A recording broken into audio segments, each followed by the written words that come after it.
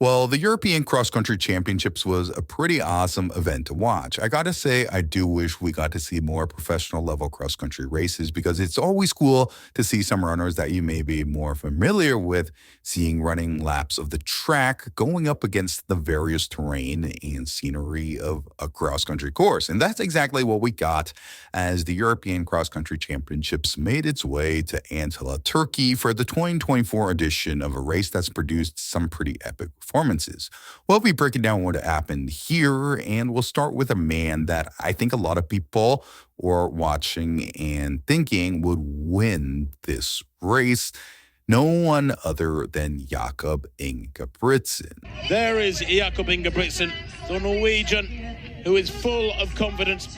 So the last we had seen of Ingebrigtsen was when he made a very hyped half marathon debut on the roads of Copenhagen. And in what was a shocking, almost unbelievable turn of events, Jakob had to stop after 10 kilometers and would end up finishing the race far from the leaders. Yet the Norwegian track star would be back after a break to recover from a long track season. And he'd be back this time not on the roads, but on the cross-country course. At the Senior Men's European Cross Country Championships, Jakob has always been very strong at the European level in cross country. He's won the senior race twice, and after an absence last year, he was back looking to reclaim his title as reigning European cross country champ on this Stockholm Park course. However, there's always some competition in these races, and even though Jakob was a big favorite, he would face a test from Yaman Kripa, a 2:06 marathon runner, and it's interesting to see how, over a shorter distance but not on the track, he stacked up against Ingebrigtsen. Obviously, 7.8K isn't quite like the half marathon distance or something like that, which is just over 21 kilometers.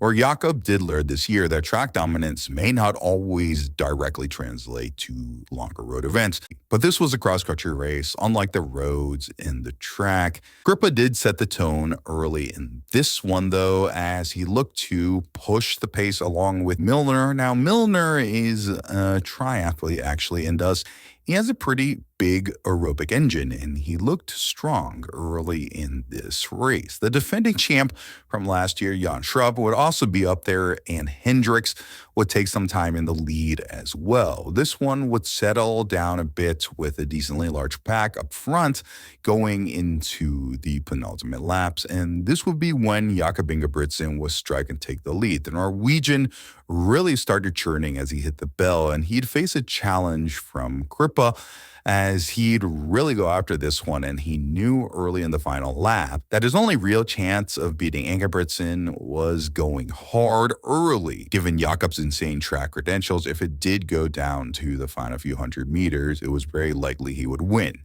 Yet Jakob would show that he could match any move in this one, as he covered this aggressive push from Kripa and took the lead himself. And once he did, he looked supreme. Yep, anything you can do, I can do as well, son. And I'll tell you what, have it back with interest. Have at you.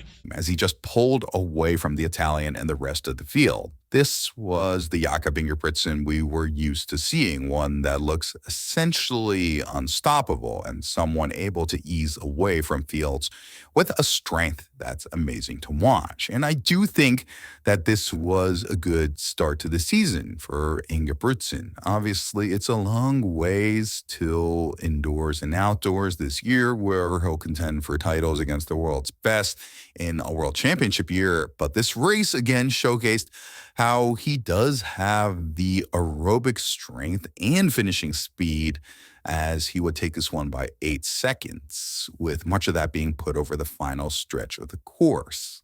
The class of Jakob Ingebrigtsen was on full display again in this championship event. Moving to the preceding event, the women's race featured the European 5K and 10K champ Nadia Battocletti, sorry if I don't pronounce this super accurately in Italian, would be the favorite going into this race, as she looked to be the first athlete to win U20, U23, and senior European cross-country titles. And given the year she's had, running national records of 14:31 in the 5K and 30:43 in the 10, Nadia Battocletti has really established herself as one of the top runners in the world. And she has experience winning as a cross-country runner. This one would be a bit longer than her previous titles. At 7.832 kilometers, it's right in between those track distances of 5 and 10K. Battocletti would face some challengers, though, one being Yasmin Khan, as the Turkish athlete has dominated European cross-country championships.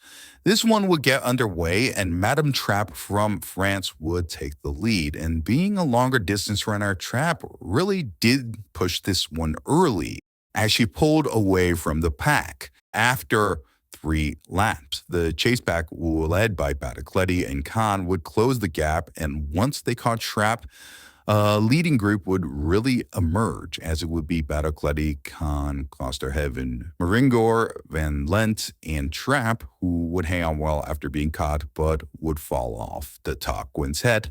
Still a gutsy performance from her, but Battocletti and Klosterhaven would be the ones pushing hard. Now, the German athlete Klosterhaven, also known as Coco, is a very strong cross-country runner, second in Turin behind Grovdal, and she's got strong track personal bests as well. But Battocletti was in a class of her own in this one, as she pulled away with ease. And while she missed the flag getting thrown at her in the home stretch here, and now senior European cross-country champion, she did still put an exclamation point on this one over the last lap, as she would be the decisive winner of this edition of the 2024 European Cross-Country Championships, not only winning individual goal to complete her trio of titles at all levels in the events, but also leading Italy to the team title in a narrow victory over Great Britain and Northern Ireland. And even though there may not be the same team aspect as, say, in NCAA cross country, these athletes